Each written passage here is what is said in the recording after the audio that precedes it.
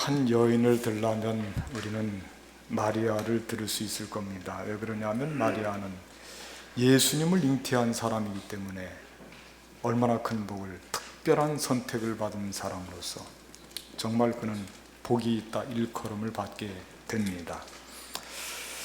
그러나 오늘 본문은 마리아를 찬송하는 시는 아닙니다. 이 본문의 제목이 마리아의 찬가. 여러분들이 가지고 있는 성경책을 봐도 거기에 그렇게 기록이 되어 있을 겁니다. 비교적 우리 성경 말씀 중에서 유명한 말씀입니다. 마리아의 찬가. 성경 말씀 전체에서 찬가가 몇 개 나오는데 그 중에서 제일 유명한 찬가가 이 마리아의 찬가입니다. 마리아의 찬가는 마리아를 찬양하라는 뜻이 아닙니다. 마리아를 높이라는 뜻도 아니고 그를 기리라는 뜻도 아닙니다. 그가 예수님을 잉태했으니 그를 바라보라는 뜻도 아닙니다. 마리아의 찬가의 내용은 마리아가 하나님께 찬양을 드린다는 뜻입니다. 마리아가 하나님께 찬양을 드린다. 마리아가 신앙의 대상도 아니요, 우상도 아니요, 경배를 받을 존재도 아닙니다. 마리아가 하나님께 찬양을 드린다. 그게 마리아의 찬가입니다. 우리가 보통 마리아를 이름이 너무 흔하기 때문에 예수님을 잉태한 이 마리아를 성모 마리아라고 부릅니다. 성모 마리아의 뜻은 말 그대로입니다. 예수님을 잉태한, 우리 주님 예수님을 잉태한 마리아란 뜻입니다. 그 이상이 아닙니다. 거룩한 이름을 붙여준 것은 예수님을 잉태했기 때문에 그런 것이지, 그가 흠모의 대상이고 영광의 대상이고 찬양을 받아야 되고 신앙의 대상이 되어서 성모 마리아라고 하는 것이 아니라는 뜻입니다. 그가 잉태한 그 속에 하나님이 우리에게 주신 예수님이 우리의 신앙의 대상이고 찬양과 영광을 받으실 분이죠. 그런데 때로 이 마리아의 찬가는 잘못 쓰여져서 마리아에게 찬양을 드리는 것과 같은, 마리아를 더 흠모하고 마리아에게 찬가를 하는 것과 같은 그런 잘못된 쓰임이 있어서 제가 이 말씀을 여러분들께 강조하면서 지금 드리는 것입니다. 마리아의 찬가는 마리아를 찬양하는 것이 아니라 마리아가 하나님께 찬양을 드리는 것이다. 그러면 마리아가 하나님을 찬양하는 이유가 뭐냐? 하나님을 찬양하는 마리아가 찬양하는 이유가 뭐냐? 오늘 이 마리아의 찬양을 제가 짤막하게 요약을 해보면, 전능하신 하나님께 비천한 자를 돌아보시고 긍휼을 베풀어 주셔서 큰 일을 행하셨다, 이렇게 요약을 할 수가 있습니다. 전능하신 하나님께서 비천한 자를 돌아보셔서, 그래서 하나님께 찬양과 영광을 돌린다. 찬가를 부른다. 이와 같이 하나님은 비천한 자를 돌아보시는 하나님이시고 그를 높이시는 하나님이신데, 그 하나님의 특성이 오늘 이 찬가에 가득 차 있어서, 그래서 이 시간 우리는 하나님께서 비천한 자를 어떻게 돌아보시는가, 그 점에 우리가 많은 관심을 가지고 말씀을 볼 것입니다. 성경에 보면 비천한 사람들이 많이 나오거든요. 근데 그 비천한 사람들이 그냥 비천한 상태로 끝이 난다고 하면 성경 말씀을 읽으면서 우리가 갖고 있는 희망이 없겠죠. 근데 성경 말씀 곳곳에 비천한 사람들을 하나님이 은혜를 베풀어 주시고 그들을 돌보신다고 하는 거예요. 성경에서 위대한 사역을 감당하고 높이 신앙적으로 모범이 되는 모든 사람들은 비천한 사람들이 많았습니다. 그냥 버림받은 사람들이에요. 거들떠보지도 않습니다. 이를테면 구약에 나오는 여성 중에 한 롯과 나오미라고 하는, 여러분들 이 시어머니와 며느리의 관계를 이야기할 때 자주 들었을 겁니다. 롯기의 주인공이기도 하죠. 그 롯은 모압 여자이고 비천한 사람이에요. 결혼했는데 다 실패를 했습니다. 그리고 먹을 것이 없어서 구걸하는 신세가 되어서 다시 시어머니를 따라서 시어머니의 고향 땅으로 왔는데 참 생활이 어렵습니다. 그런데 하나님께서 어찌어찌 해서 보아스라고 하는 남자를 만나게 하고 그를 높이 들어주셨는데, 나중에 여러분들 그 낮고 천했던 비천한 사람이 다윗의 왕가의 혈맥을 이어주는 그런 여인이 되었어요. 비천한 사람이었어요. 맞아요. 비천한 사람 중에 한나와 같은 사람이 또 어디 있을까요? 한나는 나이가 점점 들었는데도 자녀를 낳을 수가 없었어요. 안타까운 현실입니다. 그런데 또 다른 부인이 자기를 핍박하는 것입니다. 한나가 아픈 마음을 가지고 하나님을 찾습니다. 가서 기도를 하는데, 기도하는 내용이 너무 심취한, 기도에 심취한 모습이 마치 술 취한 사람 같아서, 당시의 제사장이 엘리 제사장이었습니다. 엘리 제사장이 이렇게 살펴보니까 저 사람이 대체 한낮인데 무슨 저렇게 낮부터 술을 먹었는가. 가서 타이르려고 하는데 한나의 고백을 들어보니까 깜짝 놀랐습니다. 한나가 이야기하기를, 제사장님, 저는 술 취한 것이 아닙니다. 제가 마음이 너무 아프고 하나님이 나를 돌아보셔야 되기 때문에 하나님께 지금 기도를 드리는 겁니다. 근데 주변에서 볼 때는 그 기도가 너무 심취해서 마치 술 취한 사람이 그 술 주정하듯이 그렇게 하나님 앞에 간절하게 기도를 하는 거예요. 하나님께서 그의 기도를 들어주시고 이스라엘 백성들을 영적으로 인도할 수 있는 최고의 지도자였던 사무엘을 그의 태중에 허락하시는 거예요. 비천한 자를 들어서 이스라엘의 역사에서 특별히 신앙적인 관점으로 볼 때 가장 중요한 역할을 한 사람이 사무엘인데, 그 사무엘을 그의 태에 맡겨서 낳게 했으니 비천한 사람을 하나님이 많이 들어주시죠. 하나님을 생각할 때 비천한 사람을 들어주시는 그 하나님을 생각하면 우리가 막 힘이 나요. 이스라엘 백성들 전체 민족적인 역사를 볼 때도 마찬가지입니다. 이스라엘 백성들이 뭐 우리보다 나은 게 있어서 하나님께서 그들을 통해서 뭔가 영광을 받으시려고 그들을 선택한 게 아닙니다. 그들은 비천했습니다. 아주 형편없었습니다. 세상에서 맨 밑바닥 삶을 살았던 노예들이었습니다. 노예들. 그들의 이름은 히브리. 그 노예의 삶을 하나님께서 보시고 그들이 부르짖는 음성을 들으시고 그 비천함을 하나님께서 귀히 여기시고 들어서 쓰셔서 한 민족이 되게 하시고 그 민족을 구원하시는 것을 통해서 온 인류를 구원하는 하나님의 구원의 역사를 보여주는데 쓰임받게 되었으니 이스라엘 민족 전체가 비천한 데서부터 쓰임받은 결과로 그 선민이 된 거예요. 우리도 영적으로 생각할 때 우리는 영적으로 이스라엘 하나님의 선택한 백성들이고 구원받은 족속들입니다. 그러면 그렇게 해서 비천한 데서 하나님께로부터 돌보심을 받고 높은 자리로 올라온 우리가 마땅히 하나님께 찬양과 영광을 돌려야 될 줄로 믿습니다. 아무리 잘 됐어도 우리는 찬양을 받는 존재가 아니고 찬양을 드리는 존재예요. 마리아도 마찬가지예요. 마리아도. 성모 마리아도 마찬가지입니다. 예수님을 잉태한 이 한 여인, 하나님께서 그 여인을 비천한 자리에서 그 비천함을 보시고 들어주시고 돌봐주셔서 그에게 성령으로 생명을 잉태하게 하셨으니 그 비천함 가운데 들어 쓰신 하나님께 영광을 돌려야지 어떻게 그 비천함 가운데 잘 은혜 받은 그 마리아를 신앙의 대상으로 삼을 수가 있겠느냐, 그거예요. 오늘 말씀 한번 보시기 바랍니다. 여러분들 48절 말씀 보세요. 이건 제 말씀이 아니고 제 주장이 아니에요. 거기 보면 중요한 상징이 나오지 않습니까? 같이 한번 앞부분 좀 읽어보실까요? 그의 여종의, 시작. 그의 여종의. 아멘. 거기까지만 읽어봐도 의미가 분명하잖아요. 그의 여종의 비천함을 돌보셨습니다. 이거 마리아를 이야기하는 거예요. 마리아의 비천함을 하나님께서 돌보셨다 이거예요. 비천함을 돌보시는 하나님을 생각하면서 우리가 한 가지 빠뜨려서는 안 될 것이 있습니다. 그건 뭐냐면 나를 돌아보는 것입니다. 나는 비천한 사람이에요.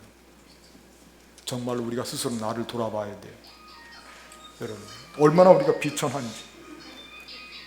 나는 죄로 물들어 있는 비천한 존재 밖에 되지가 않습니다. 밖에. 비천한 존재밖에. 사람들이 나를 무시할 때 그때 내가 자존심을 내세워서 네가 나를 무시해? 그렇게 맞서서 싸울 일이 아니에요. 그런 때 우리가 기회를 삼아서 그렇구나. 그 나를 돌아보는 거예요. 비천한 나를 돌아보는 거예요. 사람들이 나를 무시할 때 내가 맞서서 대응할 생각을 하지 말고 비천한 나를 한번 돌아보는, 정말 진실되게 정직하게 나를 돌아보는 거예요. 깊이 돌아볼수록 주님, 나는 주님 앞에서 먼지와 같은 존재일 뿐입니다. 먼지와 같은 존재. 하나님은 나를 진토임을 기억하고 계십니다. 여러분, 인간의 존재가요, 죄로부터 해결되지 못한 존재는 먼지에 불과한 거예요. 그렇게 우리가 비천합니다. 저도 저를 돌아보면 저는 정말 비천한 사람이었어요. 자랄 때 싸움도 많이 하고 때리기도 많이 때려주고 맞기도 많이 맞고 욕도 많이 먹었습니다. 저도 또 욕도 잘 했습니다. 진짜 찢어지게 가난하기도 해요. 어릴 때도 언덕을 넘어서 물찌개 지고 다니면서 물을 져서 먹었으니까요. 아버지는 불구자였습니다. 약간 소아마비가 있었어요. 다리를 절면서 약수동 고개를 오르락내리락 하면서 교회를 다니면 아버지가 제 손을 붙잡고, 야, 너 공부 좀 하는 것 같은데 더 열심히 해서 판사가 되라. 그때 당시는 판검사하면 죄일이거든요. 그때는 다른 거 보이지가 않았어요. 그때는 세속적으로 성공하는 게 뭐냐, 우리 어렸을 때는 판검사가 죄일이었어요. 그때는 야, 너 공부 좀 하는 것 같은데 더 열심히 해서 판사가 되라. 사람들은 저를 쳐다보지도 않습니다. 코를 맨날 닦고 다니느라고 여기가 겨울이면 다 텄습니다. 그런데 아버지는 저를 비천하게 보시지 않고 다독이고 제 한계를 알죠. 그러는 저를 말이에요, 이 못난 아들을 손을 잡고 다리를 절뚝이면서 그 언덕을 올라가시면서 판사가 되라. 버겁지만 그때 어린 마음에도 드는 생각이, 세상의 모든 사람들이 나를 인정해주지 않지만 우리 아버지는 나를 이렇게 인정해 주는구나. 내 미래를 축복해 주시는구나. 나의 비천함을 아버지께서는 이렇게 감싸주시고 돌봐주시는구나.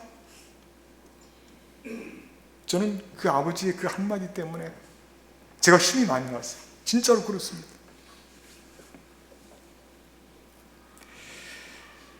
그런 우리를 돌보시는 아버님이 없었다면 제가 어떻게 이렇게 잘 자라서 목회를 하는, 그것도 우리 옹산제일교회 담임 목사 오면 여러분들 얼마나 비천한 데서 높은 자리에 올라갔습니까? 네? 이건 다 정말 우리 주변에 그래도 우리를 붙잡고 비천한 우리를 돌보시는 그런 아버지 하나님의 은혜가 있기 때문에 그런 것입니다. 절망해서는 안 돼요.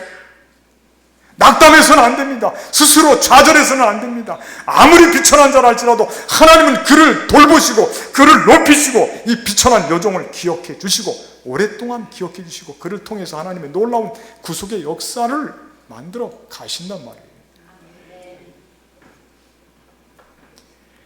사람들이 마리아를 얼마나 비천하게 생각했겠습니까? 저 사람 결혼 아직도 한 사람이 아니고 정혼만 했어요. 정혼만.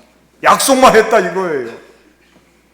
그런데 어떻게 된 일인지, 남녀가 잔 일이 없는데 아기가 있다 이겁니다. 임신을 했다 이거예요. 그러니 사람들이 그를 얼마나 의혹의 눈으로 바라보고, 율법으로 말하면 그는 돌에 맞아 죽을 형편입니다. 다 손가락질을 합니다. 그게 마리아의 현실입니다, 지금. 그런데 하나님께서는 그런 마리아의 현실을, 그를 돌아보시는 거예요. 그를 돌아보시고 여종의 비천함을 돌보시고 하나님이 그를 품어서 그를 마침내 복이 있는 사람으로, 후로는 만세 나를 복이 있다 일컬으리로다. 그러니 마리아가 하나님 앞에 찬양과 영광을 돌리지 않을 수가 있겠느냐 말이에요. 여러분, 저도요, 우리 비천함을 돌아볼 때마다 우리는 하나님 앞에 반드시 찬양과 영광을 돌려야 될 줄로 믿습니다. 1년이 다 지나고 있는데 삶의 흔적 속에서 우리가 하나님 앞에 감사할 것이 없다? 고개를 좌우로 설레설레 한다? 아니요. 한번 우리 인생 전체를 생각해 보세요. 내가 오늘 여기까지 달려올 때까지 하나님이 이 비천한 나를 은혜를 베풀어 주시고 들어서 써주시고 사막 같은 길에서 때로 우리가 힘들어할 때 옆에 계시다 나를 안아주시는 그 하나님의 그 은혜가 없었다고 한다면 내가 오늘 여기까지 어떻게 달려올 수가 있었겠어요? 비천함을 돌아보시는 하나님. 오늘 마리아는 주님의 비천함을 돌아보시는 이 은혜 덕분으로 마리아는 복이 있는 사람으로 그렇게 후대에 많은 사람들이 복이 있다 일컫게 되었습니다. 그렇다면 하나님이 우리의 비천함을 돌아보시는 방법은 뭘까? 어떻게 하나님 우리 비천함을 돌아보실까? 오늘 말씀에서 강조하고 있는 것이 있는데 그게 바로 하나님의 끝도 없는 긍휼하심입니다. 긍휼하심. 오랫동안 영원히 기억해 주시는 하나님의 긍휼하심. 오늘 50절 말씀과 54절 말씀 보니까 그렇게 기록이 되어 있습니다. 긍휼이 강조가 되고 있거든요. 긍휼하심이 두려워하는 자에게 대대로 이르는도다. 이 두려워하는 자는 사람은 근본 죄를 졌기 때문에 하나님 앞에 두렵고 떨릴 수밖에 없어요. 그런데 그런 두려워하는 자들에게 하나님의 긍휼하심이 대대 이른다. 끝도 없다 이거예요. 하나님은 매번 마치 그 부모가 어머니가 자기 자녀를 아버지가 자기 자녀를 아무리 잘못한 자녀를 할지라도 끝내는 받아주고 사랑을 베풀고 용납해 주듯이 하나님은 이렇게 대대의 긍휼하심을 베풀고 그 종 이스라엘을 도우사 긍휼히 여기시고 기억하시되 영원히 기억할 것이라. 이스라엘 전체를 볼 때도 하나님께서는 긍휼을 베풀어 주셔서 영원히 기억하신다. 여러분, 하나님이요 이 비천한 사람들을 돌아보시는 방법은요 긍휼을 베푸는 방법이에요. 긍휼을. 하나님의 긍휼은 제한이 없어요. 하나님의 긍휼을 나는 못 받겠지 그런 생각하지 마세요. 하나님의 긍휼은 제외 없이 모든 사람들이 아무리 큰 죄를 졌다 할지라도 꺼져가는 등불이라 할지라도 하나님의 긍휼은 우리 모두에게 넘치도록 임하게 되는 것이에요. 하나님의 긍휼하심. 예수님께서 그 말씀을 해주셨죠. 어떤 임금이 자기 밑에서 일하는 사람이 큰 빚을 졌어요. 그래서 임금이 그를 불렀어요.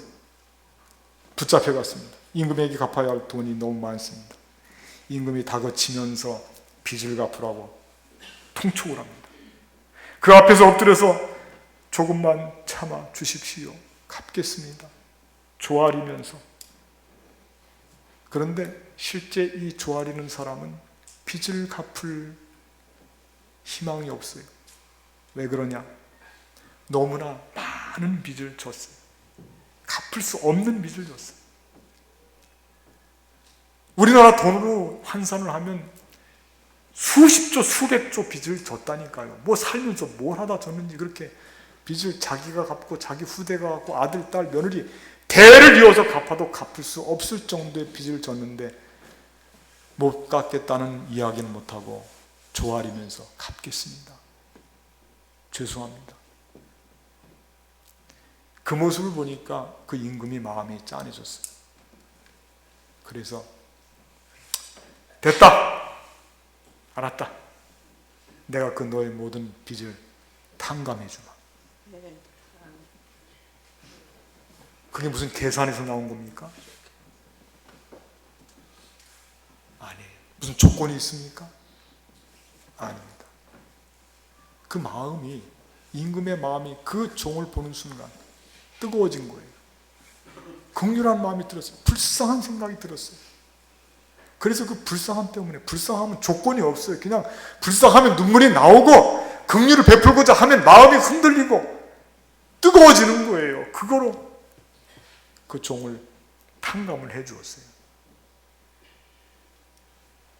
요즘에 대부분의 사람들이 빚을 많이 지고 삽니다. 젊을 때부터 빚을 지고요. 학교 다닐 때부터 융자를 얻어서 빚을 지고 많이 집니다. 요즘 살면서 빚만 없어도 잘 사시는 거예요. 그래서 우리가 살면서도 많은 스트레스를 받지만은 경제적인 스트레스만큼 또 더 센 스트레스가 어디 있겠어요?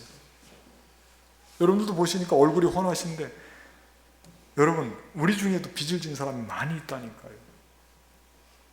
그래서 우리가 생각할 때 나 좀 빚 좀 갚았으면 좋겠다. 일평생을 젊을 때부터 시작해서 일평생을 진 빚을 갚느라고 모든 시간을 다 쓰면서 살아가는 사람들이 꽤 많이 있어요. 그래서 하나님, 교회 열심히 다닐 테니까 빚이나 좀 갚아주십시오. 아멘 하시는군요. 예. 그런데 우리가요, 진짜 심각한 빚이 있어요.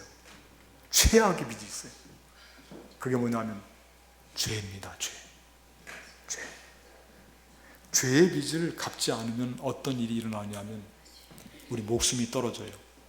생명과 바꿔야 돼. 그래서 죄악의 빚이 제일 큰 거예요. 그런데 우리가 주님께로 나왔으니 이미 벌써 최고의 최악의 빚을 하나님께서 우리에게 갚아주셨잖아요. 누구를 통해서? 독생자 예수 그리스도를 통해서 우리 빚을 갚아주셨단 말입니다. 그런데 우리는 그걸 가볍게 여겨요. 왜? 하나님 풍성하신 분이니까 모든 거 다 갖고 계시고, 하나님은 많이 있는 중에서 조금 주시는 것 뿐일 텐데, 나에게 그거 탕감해 주는 거 그거야 눈 하나 찔끔 감으면 끝나는 일일 텐데, 그렇게 생각해서 그러는지 하나님이 우리에게 죄의 빚을 갚아주시고 은혜를 베풀어 주시고 긍휼히 여겨주신 것에 대해서 별로 피부로 와닿게 주님 진짜 감사합니다. 진짜 요즘 애들 말대로 진짜 감사합니다. 그렇게 마음이 도전하지가 않아요. 그게 우리의 문제예요. 우리 마음이 이렇게 강팍해져 있다니까요. 여러분, 우리가 돈이 많이 있어도 풍성해도 아들을 내어줄 수 있어? 아들을 돈과 바꿀 수 있습니까? 여러분 중에 누구나 혹시 이런 생각하면 안 됩니다. 그럴 분도 없을 겁니다. 우리 아들 대신해서 나에게 10억을 준다, 20억을 준다, 100억을 준다, 보상금 많이 준다. 기가 막히죠. 그 보상금으로 호의호식하면서 살 수 있을 것 같아요? 100억이면 무슨 소용이 있습니까? 100억이면 아들 생각나고 자녀가 생각나서 그 보상받은 거 갖고 그 사람의 삶이 행복해질 수 있겠냐 말입니다. 응? 안 되는 거예요. 돈과 바꿀 수 없고 풍성함과 바꿀 수 없는 게 그게 자식의 생명이란 말입니다. 그런데 독생자 한 분밖에 없는 예수님을 우리의 빚을 탕감해 주기 위해서, 죄의 빚을 탕감해 주기 위해서 우리에게 보내주신 이 사실을 생각할 때 하나님은 우리에게 끝도 없는 은혜를 베풀어 주신 겁니다. 그걸 마음속에 우리가 정말 구구절절히 그거를 담고 있어야 돼. 그걸 잊어서는 안 돼요. 물질적으로 계산해서는 안 됩니다. 하나님 우리에게 주신 독생자 예수님께서는 이 땅에 오신 것이 다른 이유 때문에 오신 게 아니에요. 희생 제물이 되셨습니다. 우리가 죄의 그 최악의 빚을 갚기 위해서는 누군가는 희생을 당해야 됩니다. 하나님께서 이 땅에 독생자를 내려주신 거예요. 그분이 우리 대신 죽으시고 내가 살도록, 내 빚이 탕감되도록 이 땅에 오신 거예요. 그러므로 우리는 이 하나님의 긍휼을 베푸신 이 은혜를 마음속 깊이 생각하고 하나님 앞에 찬양과 영광을 돌려야 될 줄로 믿습니다. 그리고 한 가지 중요한 사실이 있어요. 저를 따라하겠습니다. 너도 내 동료를 불쌍히 여김이 마땅하지 아니하냐. 이 말씀만 들어도 여러분들이 이 말씀의 맥락을 다 알고 계세요.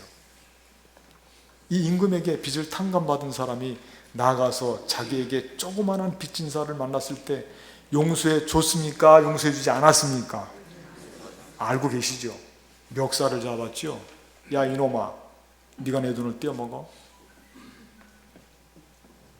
우리가 받은 이 은혜와 긍휼은 그게 그렇게 크고 한이 없는데 우리는 약간의 조금의 은혜를 베푸는 것도 그것도 감당하지 못하고 그리고 멱살을 잡는단 말이에요. 저는 우리 정말 그리스도인들이, 현대를 살아가는 그리스도인들이 이해관계에 너무 민감하지 않기를 바랍니다. 너무 따지지 않기를 바랍니다. 이해관계 때문에. 이해관계에 지혜롭지 않기를 바랍니다. 그냥 손해를 본다고 생각하는 것이 그게 더 아름답고 착하고 선한 삶인 줄로 믿습니다. 그래도 우리는 손해보는 게 없어요. 왜? 이미 1만 달란트의 빚을 다 탕감받았잖아요. 죄악으로부터 해방됐지 않습니까? 죽음, 사망, 공포로부터 해방됐지 않습니까? 우리가 하나님의 자녀가 되고 신분이 달라지고 거듭났지 않습니까? 우리는 하나님 앞에 찬양을 마음껏 드릴 수 있는 신분이 됐지 않습니까? 그것만 해도 우리는 얼마나 큰 은혜를 받고 하나님의 긍휼하심을 통해서 정말 삶의 바닥을 치는 비천한 우리의 삶이 하나님의 긍휼을 베풀어 주심을 통해서 이렇게 높은 데까지 올라왔으니 우리는 마땅히 하나님 앞에 찬양을 드릴 뿐만 아니라 우리들도 받은 이 긍휼과 은혜를 세상의 사람들에게 베풀 줄 알아야죠. 저는 대림절 기간 동안에 우리가 꼭 한 가지 새겨야 되는 말씀이 있다면 예수님 오실 날이 멀지 않았는데 우리가 어떻게 준비할 것인가? 대림절 기간을 맞이해서 세 편의 설교를 여러분들께 했습니다. 하나는 세례 요한처럼 회개하라, 주의 길을 곧게 하고 준비하는 겁니다. 우리 마음을 회개하지 않고 주님을 맞이할 수가 없기 때문에 그렇습니다. 둘째는 지난주에 설교 말씀 여러분들 기억나시죠? 등불이 꺼지지 않도록 뭘 준비해야 됩니까? 기름을 준비해야 됩니다. 등불을 환히 밝히고 오시는 주님을 준비해야 됩니다. 오늘 본문의 말씀에서 우리에게 가르치는 것은 하나님께서 우리를 비천한 자리에서 들어서시고 긍휼을 베풀어 주셨사오니 하나님을 찬양할 뿐만 아니라 긍휼심을 가지고 이 긍휼심, 이게 대림절 기간 동안 우리 마음속에 변화되고 마음으로 준비하고 예수님을 기다리는 사람의 삶의 모습은 긍휼심, 강팍한 마음을 이걸 내던지고요, 긍휼한 마음으로 계속해서 차고 넘칠 수 있도록, 충만해질 수 있도록 이웃을 돌아보는 거예요. 우리 삶을 돌아보고요, 우리 형편을 돌아보고. 그래서 긍휼한 사람을, 내가 받은 비천한 사람을 내가 받은 긍휼을 통해서 그들에게 긍휼을 나눠주게 된다면 아름다운 대림절, 주님이 오실 때 정말 기쁨이 충만하고 우리가 주님을 맞이할 때 정말 의미 있게 맞이하는 그 한마디는 오늘 하나님께서 마리아를 비천한 자리에서 들어주시고 긍휼을 베풀어 주신 그 하나님을 찬양하는 것과 같이 우리들도 생활 속에서 긍휼을 실천하고 나 같은 죄인을 살리시기 위해서 예수님을 보내주신 하나님을 찬양하고 그 예수님을 찬양하고 영광을 돌리면서 긍휼을 실천하며 살아가시는 저와 여러분이 되시기를 주님의 이름으로 간절히 축원을 드리겠습니다. 기도하겠습니다. 감사하신 하나님, 오늘 말씀을 통해서